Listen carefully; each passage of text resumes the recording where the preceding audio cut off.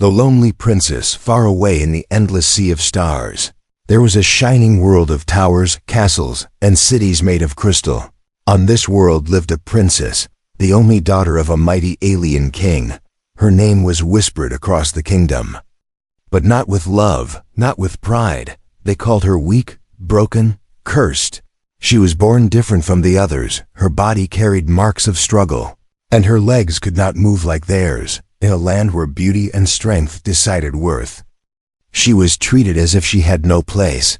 The princess lived in a golden palace, but gold could not warm a cold heart. She watched the great halls filled with suitors from across the stars, all young, all strong, all proud, but when their eyes landed on her, they turned away. Some laughed, others shook their heads. No one wanted a bride who could not fight, who could not walk with power. The king, her father, hid his shame behind a heavy crown. The queen turned her face to the stars, hoping the people would forget the child who never fit their world. The princess sat alone on her balcony, watching the night sky. Stars twinkled like tears of fire. She whispered to herself, "Am I truly so worthless?" Her voice was soft, almost too quiet to hear, but in her chest burned a small flame, a longing, a hope, a dream that one day someone would see her not as broken, but as whole. Days passed into months, months into years. The princess grew older, but her loneliness only deepened. She was surrounded by servants, by guards, by the riches of her father's palace, yet no one spoke to her with kindness. No one saw her heart. In the great banquets, her chair remained empty. In the songs of the court, her name was never sung. She had become a shadow in her own home. But the universe has a way of hearing the cries of the forgotten, and one night, everything began to change. The sky tore open with a blaze of fire. A star streaked across the heavens, falling, falling, until it vanished behind the mountains. The ground shook, the towers trembled, the people rushed to the windows in fear. The king declared it a bad omen. The queen ordered the guards to stay alert, but the princess leaned forward, her eyes wide, her heart beating faster than ever before. For the first time in years, she felt something different: curiosity, hope, excitement. She whispered, "Someone has come." Her voice trembled with both fear and wonder. The next day, rumors filled the palace. A ship had fallen from the sky. Not of their design, not of their kind. From the wreckage walked a being strange and small. 2 arms, 2 legs, soft skin, no claws, no scales, no wings. The nobles laughed when they saw him. "A weak creature," they said, "not fit for even the lowest of our kind." But the princess did not laugh. From her hidden balcony, she watched him, and in his eyes she saw something she had never seen before. Not disgust, not pity, but respect. The human, as he was called, bowed before the court. He spoke with courage, though his voice shook. He did not know their customs. He did not know their laws, but he stood tall. The nobles mocked him, whispering of his weakness. The king only frowned, but the princess felt her heart move. Why does he not look away? She thought, why does he not turn from me like the others? That night, she could not sleep. Her thoughts returned again and again to the stranger. A human, so fragile in the eyes of her people, yet unbroken. She remembered the way he had bowed, the way his eyes had searched the hall, as if every being mattered. She had never been looked at that way. For the first time in her life, she felt as if the stars had placed her and this human on the same path. But in the dark corners of the palace, whispers grew louder. The nobles plotted. "We cannot allow this outsider to stay." Some said he was dangerous, others said he was worthless. But one thing was certain: the princess had noticed him, and that alone was enough to spark jealousy. She stood again at her balcony, looking at the stars. Her voice was stronger this time as she whispered, "My life has been nothing but silence, but perhaps the silence is ending." A storm was coming. The lonely princess, once forgotten, was about to step into a story greater than she ever dreamed. And all because one human had fallen from the sky. **The human's arrival, the day after the Fire star fell from the sky. The palace gates opened to strange news. Messengers rushed through the marble halls, their voices urgent. A creature has survived the crash. They said, a living being walks from the wreck. The nobles laughed. Their voices sharp as knives. What kind of being crawls from fire? Surely nothing more than a beast. But when the guards led the stranger into the court, silence spread like a shadow. He was no beast, no monster. He was human. He stood smaller than the towering alien nobles. No scales, no glowing eyes, no armor. Grown into the skin, just a man with soft flesh, tired eyes, and clothes torn by flame. Yet even in his weakness, there was something in his stance. He did not bow in fear. He bowed in respect. The court erupted in laughter. Is this a joke? One shouted, he has no claws, no wings, no power in his blood. Another sneered. Even the princess would laugh at this pitiful thing. But the princess did not laugh. She sat quietly in her silver chair. Her heart racing, for the first time in years, her eyes did not turn away. She watched him, this fragile stranger, as he lifted his head and met the gaze of the king. I come in peace, the human said, his voice steady. I seek no war, no throne, no riches, only knowledge. The words were simple, yet they carried a weight the nobles could not mock. Still, they tried. Knowledge? One scoffed. From a creature that barely survived his fall? Send him back to the dirt he crawled from, another hissed. But the human did not flinch. He stood as though their words were dust in the wind. The princess felt something stir inside her chest. It was not pity, it was not sorrow, it was recognition. This man stood before a court that mocked him, just as she had sat in halls that rejected her. Yet he did not bow in shame. He did not lower his gaze. In that moment, she saw herself in him, and she wondered if perhaps he saw her too. The king leaned forward, his voice heavy as thunder. Human, why should we allow you to live among us? You are weak, your people are unknown. Your strength is nothing here. The court waited for him to tremble, to beg, to kneel lower. But the human only straightened his back and spoke, because even the smallest flame can burn in the darkest night. His words echoed through the chamber. Some laughed louder, but others grew silent, unsettled. The princess's lips parted, her breath caught. No one had ever spoken like that in her presence. No one had ever dared to challenge the arrogance of her people. And yet, this fragile creature had done it without fear. That evening, when the court dismissed him as a fool, the princess lingered in her balcony. Below, she saw him walking alone, the guards watching him with suspicion, the stars above reflected in his eyes as though he carried the night sky within him. He looked not broken, not weak, but free, and she longed for that freedom. But freedom never comes without a price. In the hidden chambers of the palace, whispers turned sharp. This outsider must not remain.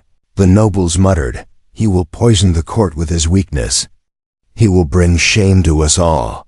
They spoke of trials, of tests, of ways to expose him for what they believed he truly was. Nothing. The princess overheard their words, her heart trembling. They would break him as they had broken her. But something inside her refused to remain silent this time. She whispered to herself, not him too, please. Not him. That night, as the moonlight painted silver across her chamber walls, the princess dreamed. She dreamed of herself standing not alone, but beside him. She dreamed of his hand reaching for hers, and for the first time, she did not feel cursed. She felt chosen. The human did not yet know the storm awaiting him, but neither did the nobles know the fire hidden in the heart of the rejected princess. Two paths had crossed, and nothing in the galaxy could undo what had begun. Secrets in the shadows. The palace was alive with whispers. Servants carried trays with trembling hands. Guards exchanged sharp glances, and nobles walked in groups, their voices lowered. Everywhere the human walked, eyes followed him, not with welcome, but with suspicion. Some stared at him as if he were a puzzle, others as if he were an infection. The princess noticed it first, the way silence grew heavy when he entered a hall, the way laughter returned only after he left. her people, feared what they did not understand, and they hated what made them afraid. The human was both. Late one night, in the cold marble corridors, two nobles whispered in the shadows. "He must be tested," one said, his voice sharp as broken glass. "He walks as though he belongs. He dares to speak to the king as if he is equal." The other sneered, "Let him face the trial then. The truth will be revealed, the court will see him fall." They smiled in the darkness, certain of their plan. The princess heard them from her hidden balcony above. Her hands gripped the rail, her breath catching in her throat. The trial, she knew, was not a simple test. It was a cruel challenge where even the strongest of her kind sometimes failed. To force the human into it was not justice, it was murder, but she also knew she could not speak against it.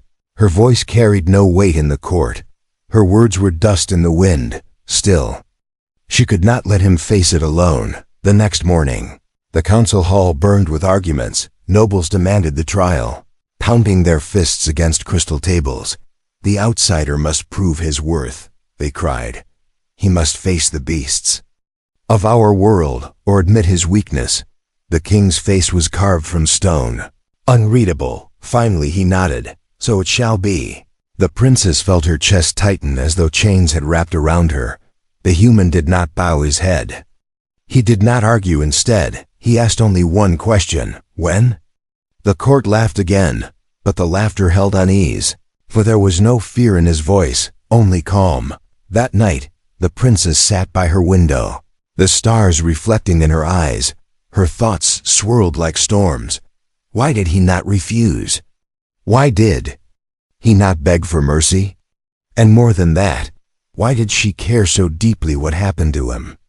Her heart answered in silence, because he had given her something no one else had: respect. The shadows of the palace seemed to draw closer around her. Voices echoed in her mind, the cruel words of suitors, the cold silence of her parents, the endless laughter of the court, all the pain of years pressed against her heart.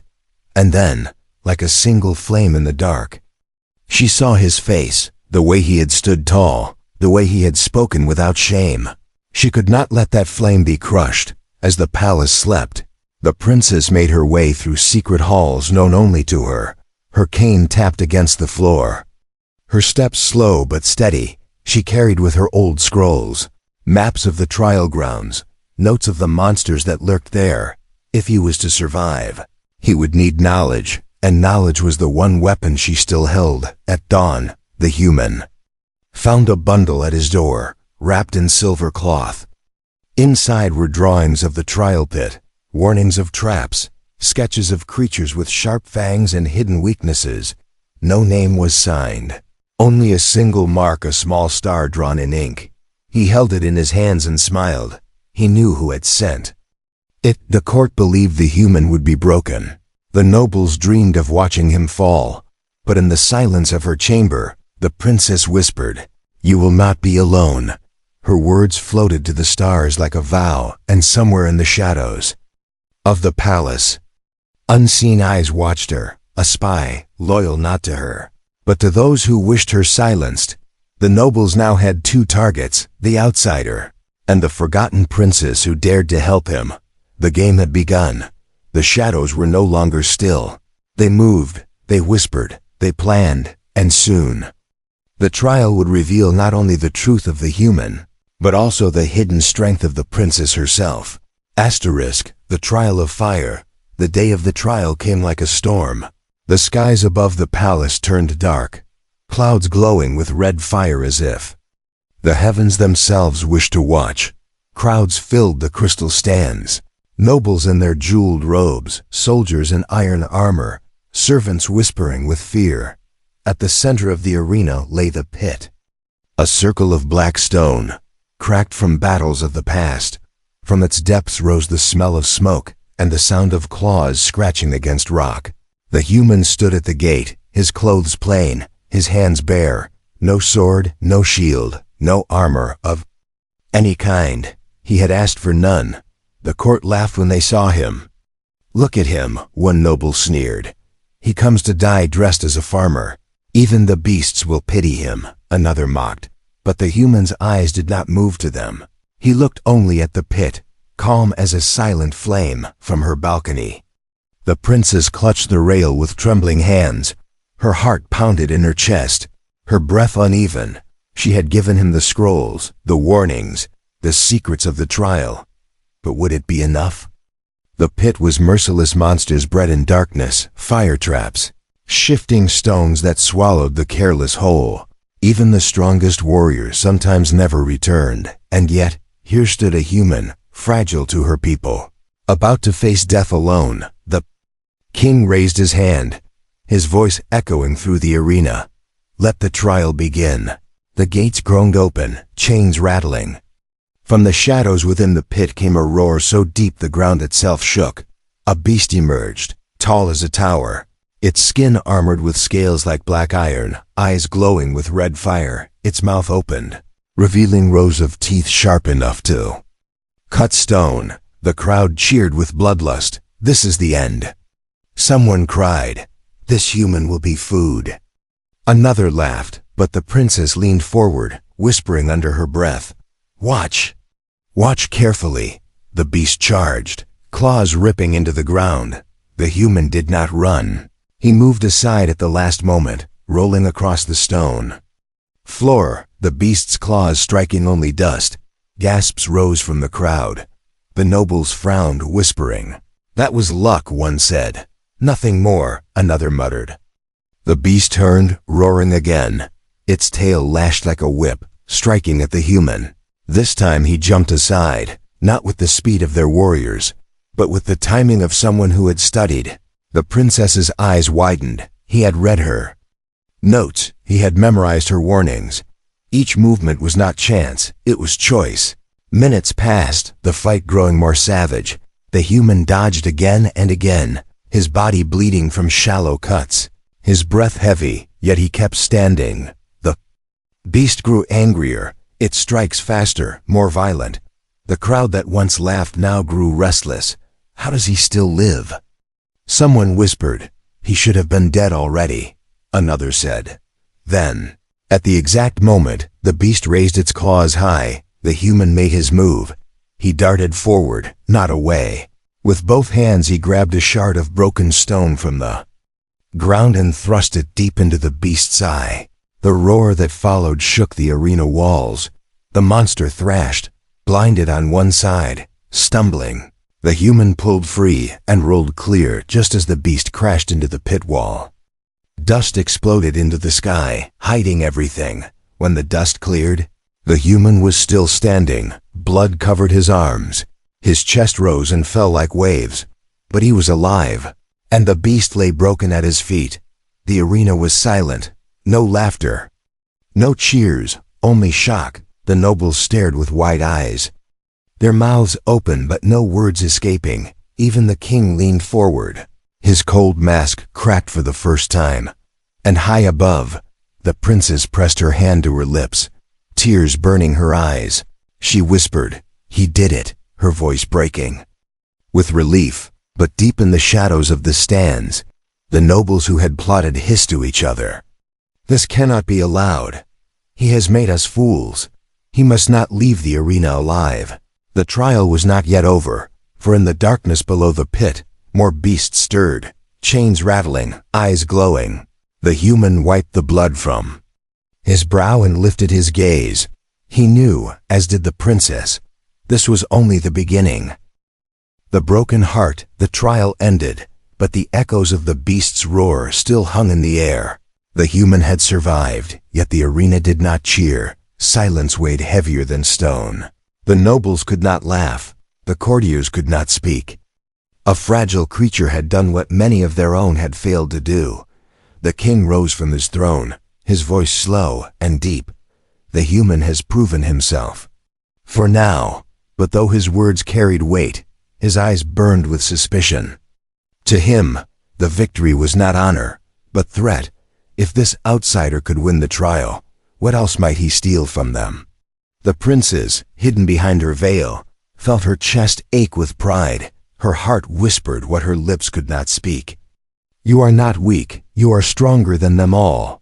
But she knew the court would not see it so. Their pride had been wounded, and wounded pride always struck back. That evening, the palace filled with noise again. Banquets, music, the clinking of crystal goblets. But beneath the gold light and laughter lay poison.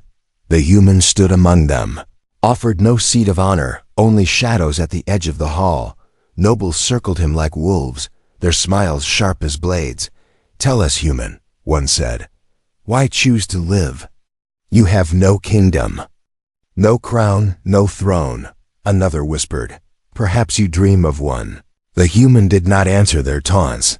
He lifted his cup with calm dignity, his silence sharper than words. But then, a cruel voice cut deeper than the rest. "Perhaps." A noble sneered. "He hides behind the sympathy of our broken princess."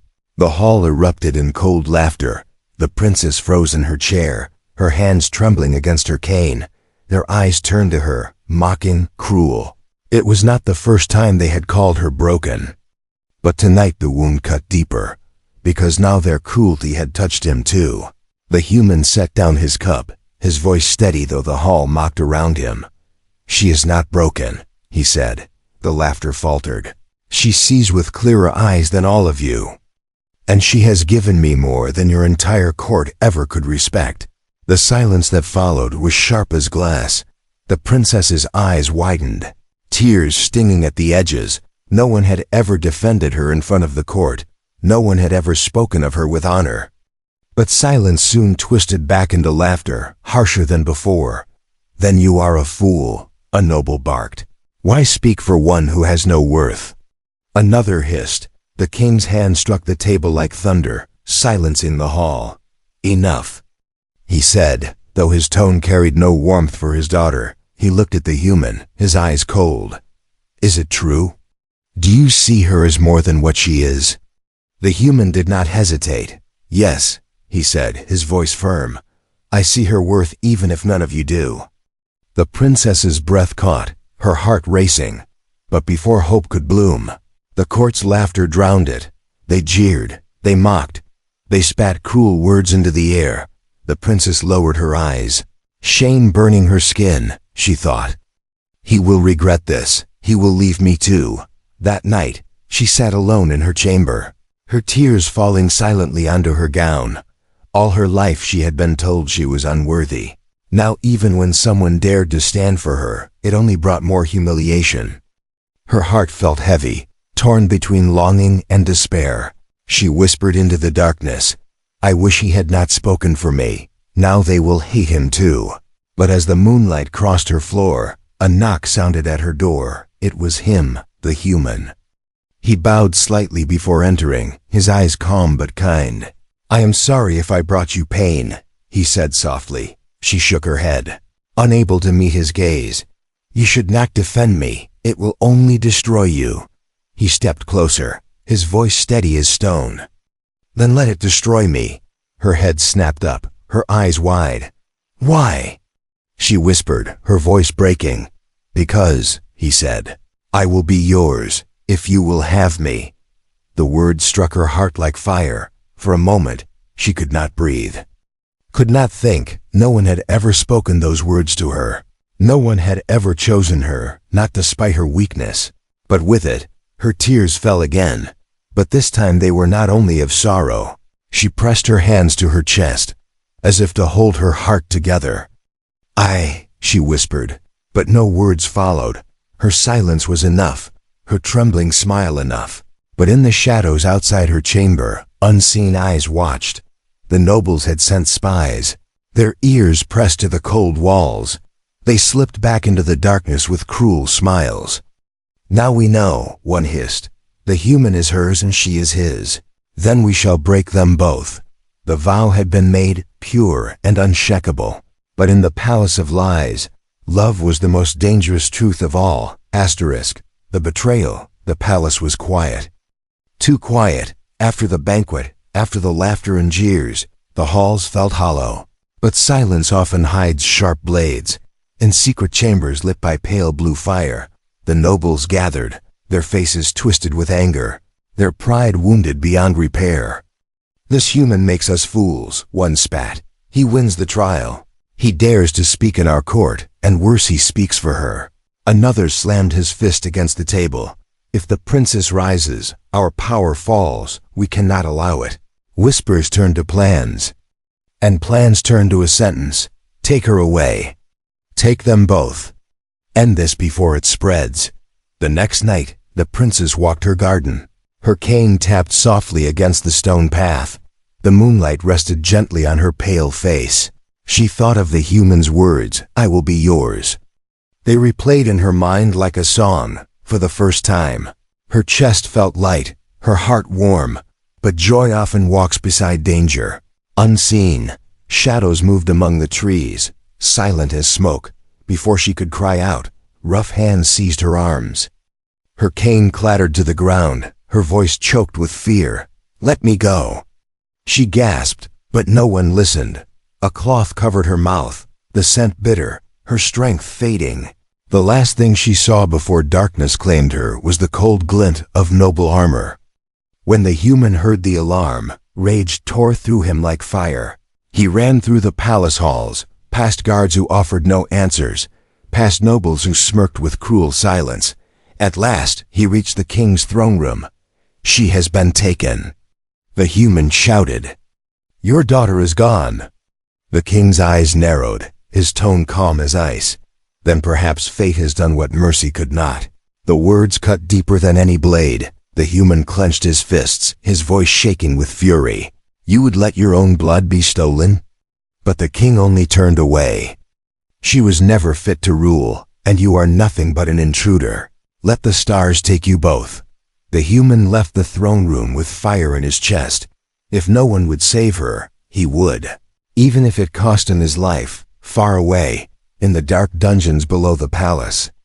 The princess awoke. Chains bound her wrists, cold stone beneath her. The nobles stood before her, their smiles cruel. "You should have remained silent," one hissed.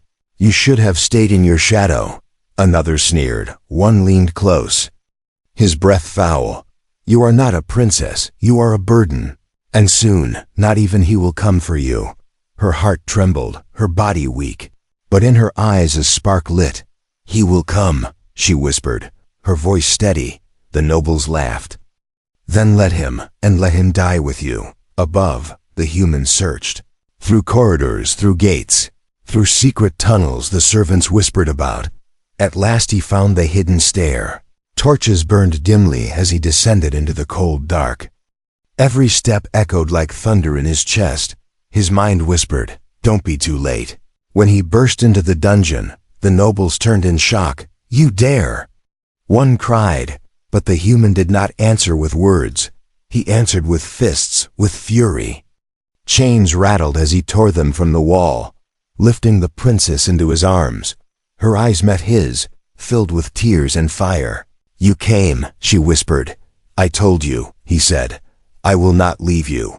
But the nobles were not finished. Guards poured into the chamber, weapons raised. The human braced himself, his body weak but his spirit unbroken. The princess, trembling in his arms, felt something awaken deep inside her chest. A warmth, a light, a power she had never touched before. Her blood sang, her breath burned, and then, as if the universe itself answered her heart, the chains around her wrists shattered. Light burst from her skin, filling the chamber with brilliance. The nobles screamed, covering their eyes. The guards stumbled back. The human held her close, shielding her as best he could. When the light faded, the air was still. The broken princess no longer looked fragile. She glowed with a power ancient and forgotten. Her voice rang clear, steady as thunder. "You called me worthless, but you will remember this night." The nobles stared in horror. What they had tried to bury had risen, and it had risen with the strength of a queen asterisk. The new dawn. The dungeon still glowed faintly with the light of her awakening. The nobles who once sneered now crawled backward, their jeweled robes dragging in the dirt. Their voices trembled, broken by fear. She was not supposed to have power. One hissed, "She was meant to be weak." Another whispered. The human stood at her side, his breath heavy, his arms bloodied, but his eyes never left her. He had seen her rise, not as a fragile soul bound in chains, but as something greater. And the sight filled him with awe. The princess straightened, no longer leaning on a cane, no longer bowed by shame. Light still shimmered in her veins, soft yet unyielding. For the first time, she did not hide her difference, she embraced it.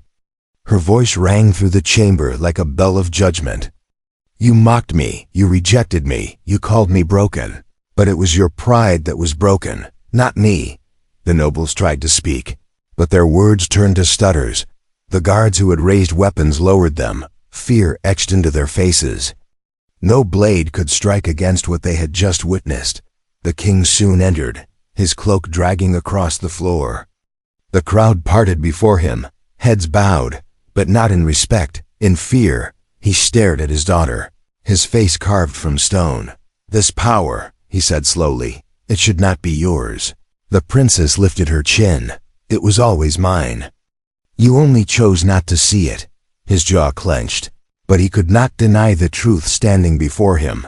He looked at the human, the outsider who stood unwavering at her side. And you, the king growled, what spell have you cast to awaken her? The human shook his head, his voice calm. No spell, no trick. I simply believed in her, when no one else would. The words struck like thunder across the chamber. The princess's heart swelled with pride, tears shining in her eyes, for once. She did not feel like a burden in someone else's story. For once, she was the story. But the nobles were not done. We cannot allow this, one shouted. Finding courage in fear, she will destroy us all. Another cried. They rushed forward, desperate to end what they could not control. But the princess raised her hand. A wave of light surged outward, not with cruelty, not with rage, but with truth. The nobles collapsed to their knees, forced to bow by the weight of her will. Gasps filled the hall. The crowd that once mocked her now trembled. The court that once ignored her now could not look away. The king's voice shook with fury. You shame this court, you defy your bloodline. But the princess's reply was steady. No, father, I honor it. For a true ruler is not one who destroys the weak, but one who lifts them. Her words echoed through the chamber. Even the walls seemed to listen. Even the stars beyond seemed to burn brighter. The human stepped forward, his voice joining hers. You feared weakness, but it is weakness that makes us strong. Because only those who have known pain can truly protect others from it. The court was silent, for they could not answer. They had no weapon against truth. The princess turned to the human, her eyes soft, her voice trembling with something deeper than power. You gave me courage when I had none. You gave me hope when I thought it gone, and now you gave me a reason to rise. The human smiled, weary but unbroken. And you showed me that strength is not in the body, but in the heart. If the stars gave me one gift, it was bringing me to you. The hall of crystal, once filled with scorn, now stood in silence. Then slowly, one guard dropped to his knee. Another followed, and another, until the floor was lined with bowed heads. Not for the king, not for the nobles, but for her, the princess they had cast aside. She looked out over them, her chest rising with a breath that tasted of freedom. Her voice was clear, sharp, and kind. The broken one is no longer broken, and the forgotten will be forgotten no more. The human stood beside her, not as a servant, not as a savior, but as her equal. Together they faced the court.